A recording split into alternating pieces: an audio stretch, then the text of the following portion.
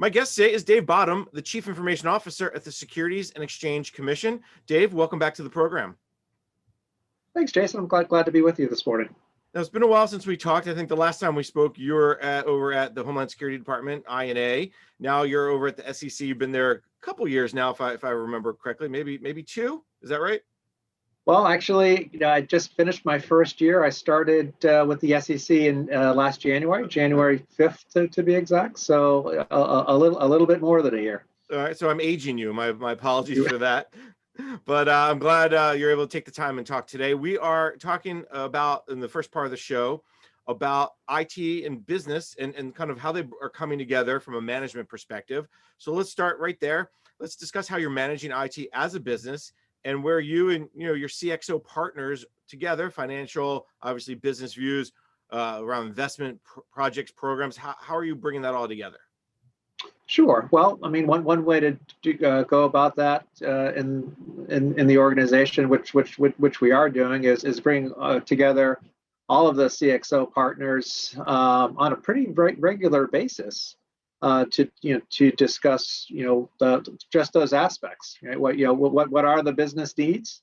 What is the both the technology and the people that we need, and then what are the financial implications of that? So how we have those deliberations in the SEC is built around two schedules. Certainly one is the budget planning process that we follow in the federal government, right? So making sure that we're having these conversations not only in the year of execution, but next year and certainly the year after that as we're building our recommendations for the president's budget. So having those discussions in the context of those 3 years, I found is particularly at the SEC is just critically important.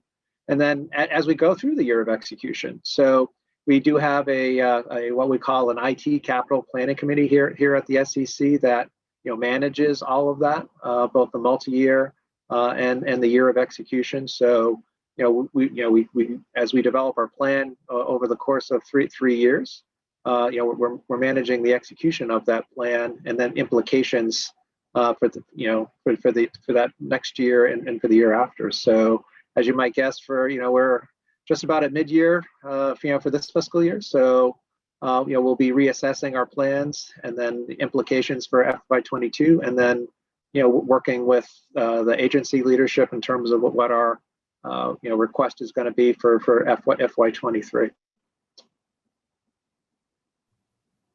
How often are you meeting with that CXO community? Is it monthly? Is it weekly?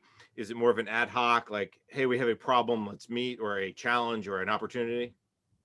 Good question. So when I first got here, I recommended, and the CXOs agreed to a bi-weekly schedule as we set the I was getting familiar with the program, certainly with the business needs of the SEC. So the bi-weekly cadence was right. To put those initial plans into place. Now we're meeting when we set the initial operating plan for this fiscal year in place. This past October, we for the past couple of months we've been on a monthly cycle, and then I think that's probably where we'll stay as we address mid-year. We may have go to a bi-weekly cadence again around the end of March as we make our mid-year assessments, and then go monthly again until we get to the end of the fiscal year. So meeting cadence is primarily driven by what are in terms of decision making. Those meetings, as you walk through those meetings and you have them, what is the driving factor behind them, the discussions? Is it the business need? Does someone come to you and say, Dave, I saw this new shiny widget, let's get it? Walk me through maybe what some of those discussions are like. Sure. Yeah, it's absolutely always around business need. So as you can imagine, the SEC pretty diverse in terms of needs across the agency, both internal, to make sure that the commission has what it needs to do rulemaking and enforcement and exams. We also publish a lot of data or make a lot of data available to the public for them to make decisions. So again, a pretty diverse set of business needs that needs to be balanced and prioritized across the commission. So the discussions that we have at the CXO level are we spend a lot of time on that. And then what are the applications for the underlying services in the cost centers and the towers from an infrastructure perspective, what are those underlying needs there, and then balancing those against what are the modernization requirements for the infrastructure, what are the compliance costs for the infrastructure as we deal with an evolving compliance landscape from OMB. So that's those are exactly the discussions that we're having at that CXO level. I think it's important when you are talking with the CXO folks to focus, to have that kind of focus. What are the biggest challenges that you're running up against when you have those discussions?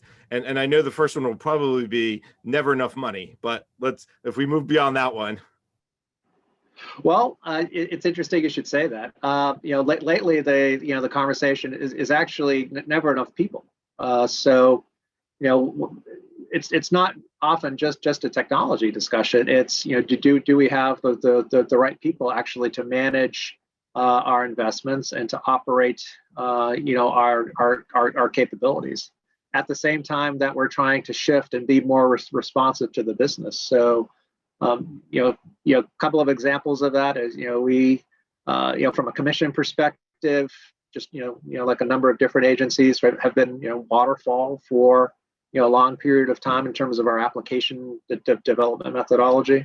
We are making the shift to agile and DevOps, and what we found there is that sometimes that's a little bit more people intensive, particularly if we're asking somebody to be a product owner or product manager, not project now, product owner or project manager and run an agile team. We found we are more responsive to the business, absolutely, because the business is engaged every step of the way. But what we found is that what that means is that that's an increasing time commitment. So making sure we have all of the right people and the right spots now is actually just as much a conversation item as we manage our IT as a business as it's actually dollar resources. So it's certainly the conversation that I'm having most often now is do we have enough right skilled people in the right spots to be able to execute the way that we want. And it's a two-edged sword too. It's a combination of needing the head count in the agency to say we're going to hire 5 more people or 10 more people, but it's also, can we find them with the right skills and get them in? Because every other agency, every other tech business is saying, hey, we need a person who knows Agile or DevSecOps or is a Scrum Master. So you're really, there's 2 boulders you're really pushing uphill. That's right, and that's why we're partnering with that. There's always the strategy of bringing people in, absolutely, but there's also the strategy of let's train and reskill or give folks additional skills in those areas, right? So we can work to provide the necessary folks in that way as well. So we are partnered actually with we have an SEC university that we're partnered with in order to give people training opportunities, and I'd also say in terms of those opportunities, particularly we're certainly focused on Agile right now. That's not if you're a product owner running an Agile team, that doesn't necessarily mean that you have to be in the IT shop, right? It's maybe more important that the person that's leading that team and making those trade-off decisions actually is coming from the business. I call it the major minor issue, right? So we want from a product owner standpoint, particularly as we're working new development applications, we want somebody that's grounded in the business, understands the business, and we can surround the person with folks that know IT. To your point, a Scrum Master, somebody that's working to make sure that the developers are cranking along. But it's what we're grappling with now. I think as is any other organization is, wow, it's really now important to have that type of expertise in the business units, in addition to having that expertise in the IT shop.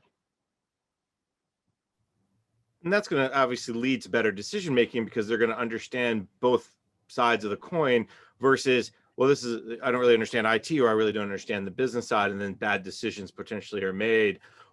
Is that something that the business folks are happy to learn, or the vice versa? Is that something that the IT folks are happy to learn, that other side of the coin? Yeah, I think it's both. The important thing is to give people the opportunities to get those skills, and then opportunities to practice those skills. So it's, my daughter actually just got her learner's permit, so it's kind of that's the analogy I have in my head. It's we have the learner's permit, right? So we ask somebody to take on that I'll just continue on the product owner theme here for a minute. We ask people to take on that role. We want to give them the skills to be successful, right? The grounding to be to be successful, and then it's a matter of experience. I would say that's it takes a special type of person that wants to to take on those skills and learn by doing.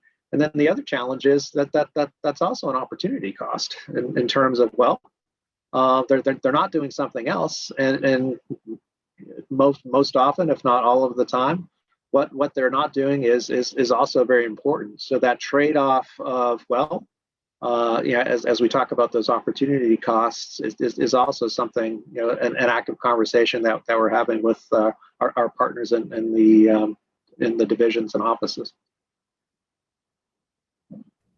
Dave, let's take a quick break. When we come back, we can continue our conversation.